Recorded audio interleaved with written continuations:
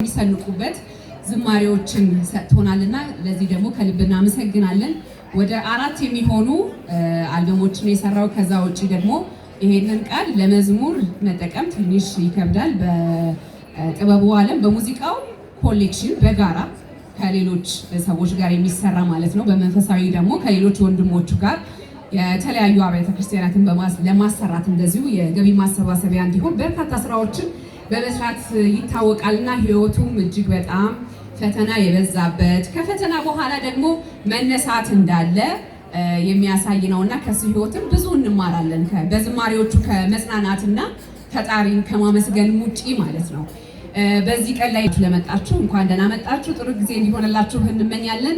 ወደዚህ የምጋብዘው እውነት ለመናገር እኔንም ጨምሮ በርካቶቻችን የሆነ ወቅት ላይ ታመም ያለውና ሁላችሁም እንደየእምነታችሁ ዋካችሁን ፈጣሪን ለምኑልኝ እንዲምረኝ ሲል ነበረ ማስተር አብነት በጤና በመካከላችን ስለተገኘ ከልብ እናመሰግናለን። እግዚአብሔር ይመስገን። እባክህን ወደዚህ እናና ዛሬ ስለተዘጋጀው ፕሮግራም ደግሞ ጥቂት እንድትለን እንፈልጋለን። በክብር ሸኙልኝ።